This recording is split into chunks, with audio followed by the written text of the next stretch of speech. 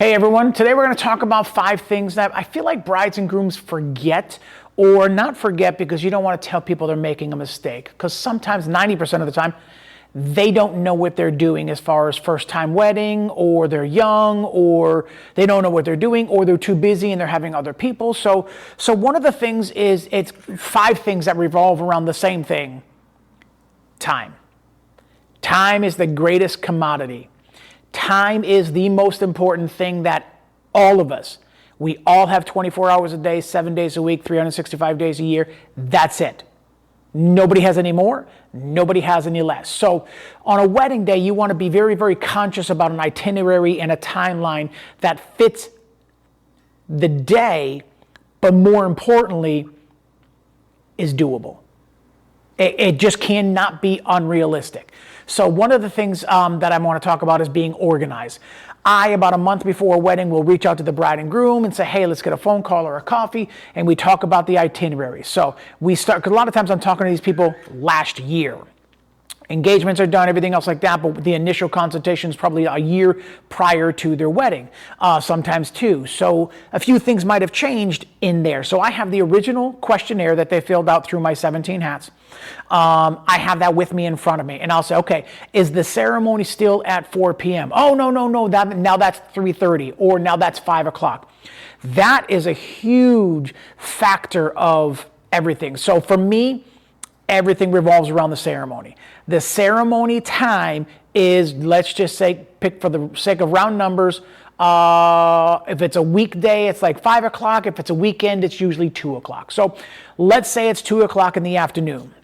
At 2 o'clock in the afternoon, the ceremony is going to be at X church or X venue. So the organization part that comes to that is, from there, I back up about an hour and a half and do getting ready pictures for the first hour and a half prior to the 2 o'clock start time. So the window in there is an hour and a half. The bride usually says, oh, that's more than enough time. How far is it from the church, from the hotel that you're getting ready at, to the church where your ceremony is? Oh, 25 minutes. Okay, now we only have an hour of getting ready pictures because you just lost 25 minutes because of driving. Oh, yeah, that's right. So paying attention to little stuff like that is very, very helpful. So next thing is, the bride wants to do sometimes a first look prior to the ceremony. All of a sudden, now your hour and a half that I usually start before the wedding at ceremony at 2 p.m., now we lost 20 minutes of driving, but now we have to leave before that because we have to be at the church 15 minutes early to do the first look, or the venue first look beforehand. So every situation is different. So if you're at the same venue all day long, getting ready, there's no travel, first look can be done there. So you're golden. It's the ones that are kind of like not like that sometimes that kind of throw you off a little bit. So just be aware when it comes to that. So time is going to be the most important thing no matter what. So let's say we then want to do a first look now. So you want to be at the church at 1:30. Because you've got a 2 p.m. start time. So then you've got to be there by 1:30 to do the first look with the bride and groom. Okay. Now it's a 20-minute drive, 25-minute drive. So now you're leaving at 1 o'clock to be there for 1:30 so you could do the first look at 2 p.m. or 1:30 so you could be ready for the ceremony at 2 p.m. So the 1 o'clock turns into, now if you want to do an hour and a half's worth of getting ready pictures with the hair, the makeup, the details, the dress, all that stuff that comes along with that. And you guys know what I'm talking about. So then you're going to be there at like 12 o'clock. Because 12 o'clock to 1 o'clock is going to be the getting ready pictures. And then 1 o'clock to 1:30 is the drive. 1:30 to 1:45 is the first look. And then 1:45 to 2 o'clock is refreshing. And then ceremony starts at 2 o'clock. So you're now starting at 12 o'clock. So that's 2 hours of your 8-hour package that just got absorbed in the beginning part. And we didn't even say I do yet. Bride's like, oh, wow, I didn't think about that. Okay. So next thing I want to talk to you guys about is the time in between the ceremony and the reception. Hypothetically, if you are in the same venue and you're not going anywhere, this kind of doesn't come into play for you in that situation. But a lot of my weddings, I'm traveling from one church to the venue, or one church to a park to a venue. So driving Oh, I clocked it. It's 7 minutes. On a Saturday afternoon or a Friday night, you don't know what that's going to be like because of traffic, stoplights, things like that. So err on the side of having more time than not. So let's say it's a Catholic church and it's 2 p.m. ceremony, and now you're done at 3 o'clock. Now they want 15 minutes of pictures in front of the altar at the church. Then you're driving 15 minutes to the park. So 2 o'clock to 3 o'clock, 3 o'clock to 3:15 is your pictures inside of the church. 3:15 to 3:30 is your drive to the park.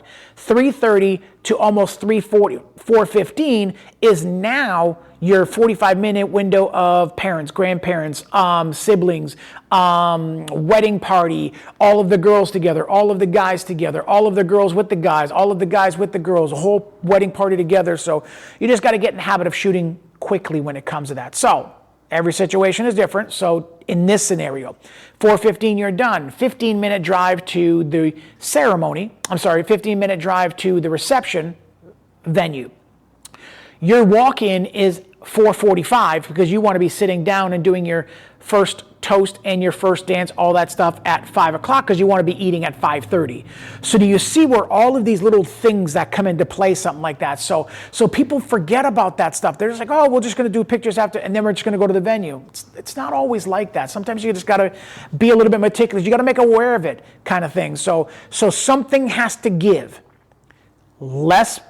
If you want to make up more times at the park, don't do any pictures at the church for the formal pictures. If the pictures in the church and the altar are more important to you, do all of them there, then do some at the park, but make it up someplace inside of there. So the next thing people forget about is the sunset. If you're like, I got a beautiful venue overlooking the Pioneer Valley or wherever you are, sunset on the beach, kind of thing like that, and your timing is 6:45, you're sitting down to eat, and sunset is 6:46, I can't bring you out when you're supposed to be doing your first dance. I can't bring you out of the venue to the beach or to the cliff or to the opening, kind of thing like that. I can go get my lights ready, but I still have to take you out there to do that. So now, if you wait, if you're doing it at 6:30 and sunset is 6:45, and at 6:30 you're doing your first dance, your toast, maid of honor toast, groomsman toast, best man toast, father toast, anything like that. And lately, a lot of my weddings have been very long-winded toasts. So sunset goes down to 6:45, and they take 15 minutes. Let's say they just take 10 minutes each, and they started at 6:30.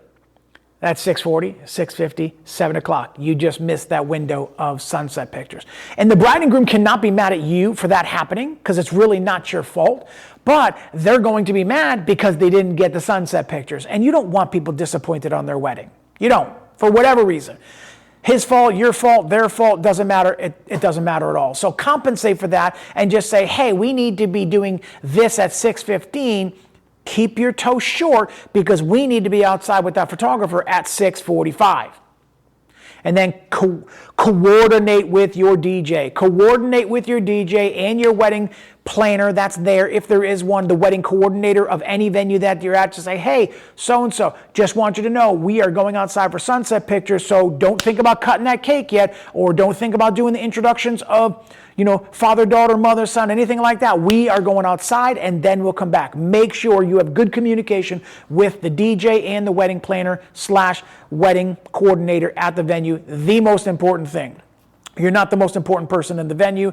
Everybody's got to work together. So the last thing is the formals when it comes to that, the traveling part. Again, I cannot emphasize this enough that you have to have clear directions on where you're going. You have to have clear directions on where you're going. Don't just assume, oh, I know that park, and your GPS for some reason took you the long way because there was an accident on the highway. My suggestion to you and what I do is I follow the limo. But what if I want to get there early so I can set up all of my stuff?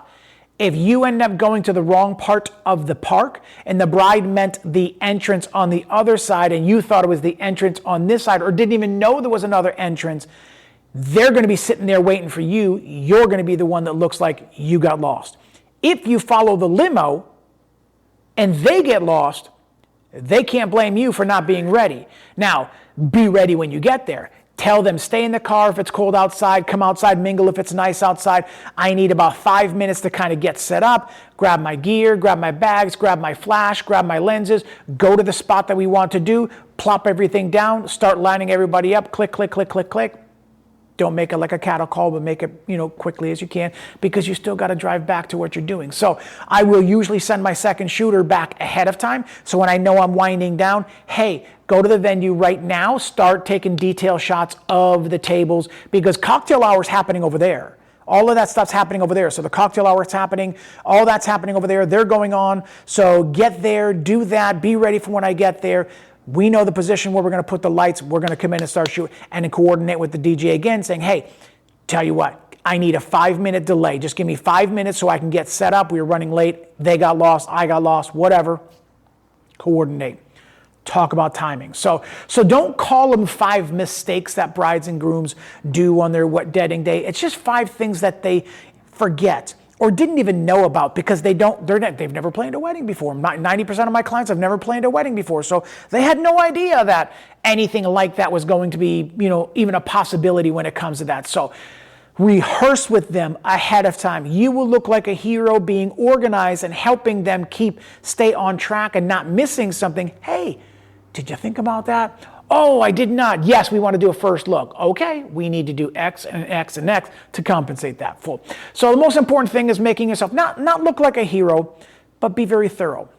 Talk to all of the vendors that are involved. Be nice, hospitable, smile, because these are all people that are going to refer you, or if they have a better experience with you, that's on you.